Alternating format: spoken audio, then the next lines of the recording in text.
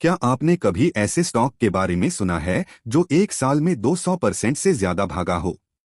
Company का परिचय और स्थिति। BLS इंटरनेशनल ने 2005 में वीजा प्रोसेसिंग का काम शुरू किया। पहला कॉन्ट्रैक्ट नई दिल्ली में पुर्तगाल एम्बेसी के लिए था। आज यह कंपनी 46 देशों की सरकारों के साथ साझेदारी कर रही है और 70 से अधिक देशों में सक्रिय है। वैश्विक वीजा आउटसोर्सिंग मार्केट USA को छोड़कर में इसका मार्केट शेयर मूल्य के आधार पर 17% और वॉल्यूम के आधार पर 10% है। यह कंपनी सरकारों और दूतावासों के लिए वीजा व पासपोर्ट सेवाओं का प्रबंधन करती है। इंडस्ट्री की ग्रोथ। यात्रा और पर्यटन उद्योग 2022 में $1.6 ट्रिलियन से बढ़कर 2029 तक $3.4 ट्रिलियन हो सकता है, केगर 8%। एयरलाइन यात्रियों की संख्या 2022 में 3.4 बिलियन से बढ़कर 2029 तक 5.6 बिलियन हो सकती है, केगर। कंपनी का परिचय। मार्केट कैप 16,529 रुपये करोड़। शेयर प्राइस 402 रुपये। 52 हफ्तों का उच्चतम न्यूनतम 522 रुपये बटा 308 रुपये। PE ratio 29.2। बुक वैल्यू 42 रुपये 0 पैसे। Dividend yield 0.25%। रोज पूंजी पर रिटर्न 32.9%। रो इक्विटी पर रिटर्न 34.6%। फेस वैल्यू 1 रुपया। Q1 परफॉर्मेंस की मुख्य बातें।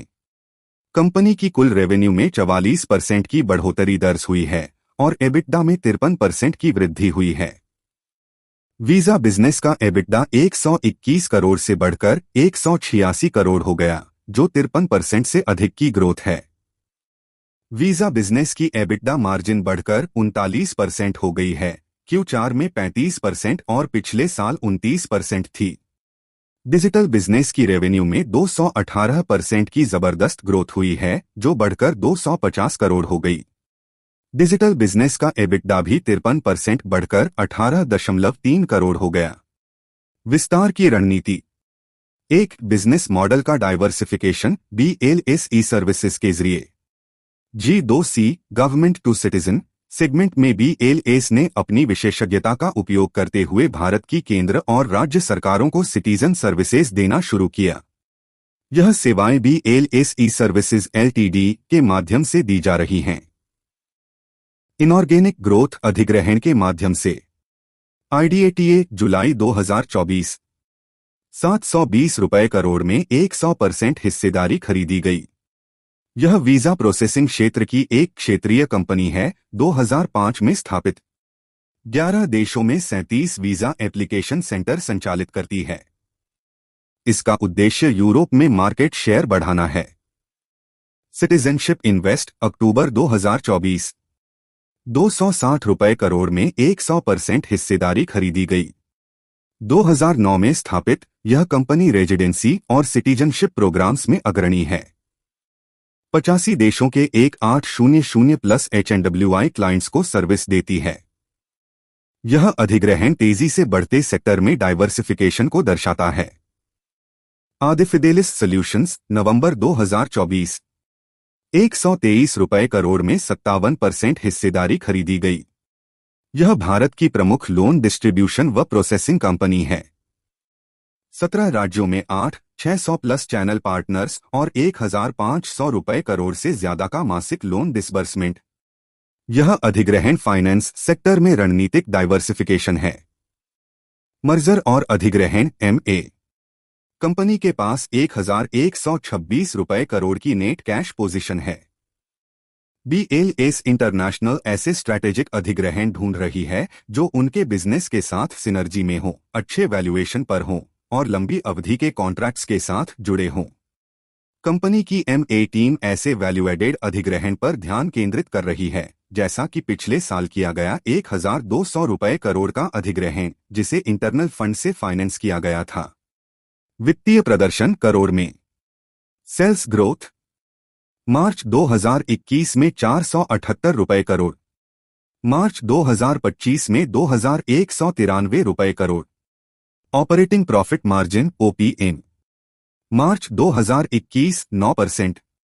मार्च 2025 29%।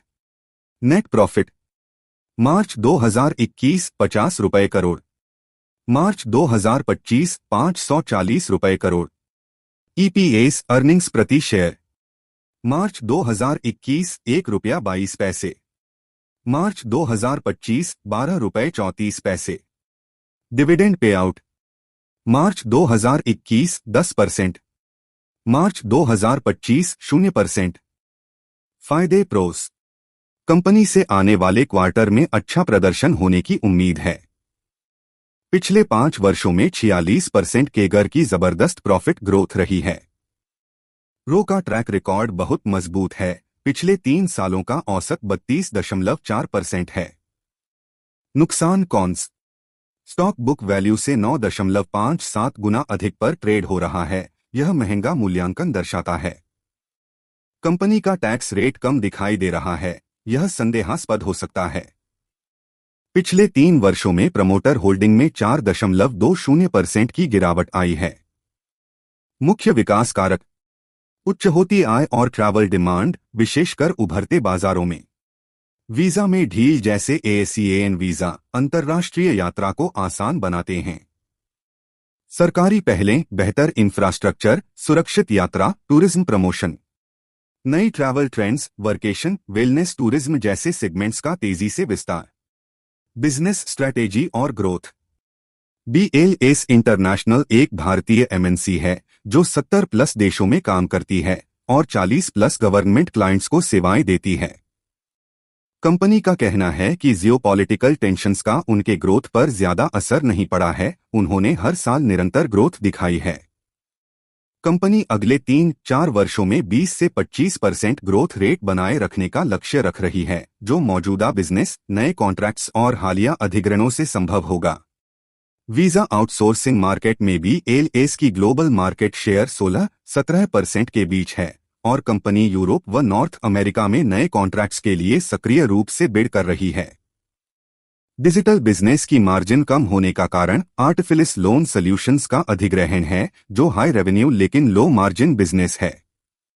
कंपनी का लक्ष्य है कि बढ़ी हुई रेवेन्यू बेस पर मार्जिन को बनाए रखा जाए और इंश्योरेंस जैसे नए वैल्यूएडेड सर्विसेज के जरिए इन्हें और बढ़ाया जाए।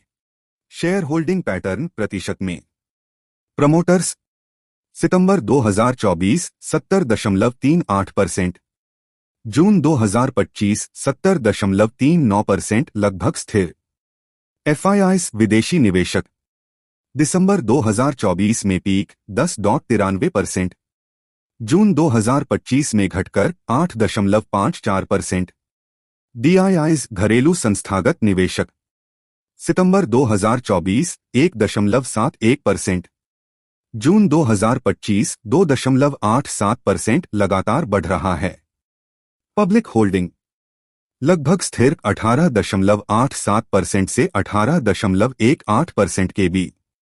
डिस्क्लेमर यह वीडियो केवल शिक्षा और जानकारी के उद्देश्य से बनाया गया है। यह निवेश की सलाह नहीं है। किसी भी निवेश से पहले अपने वित्तीय सलाहकार से परामर्श लें।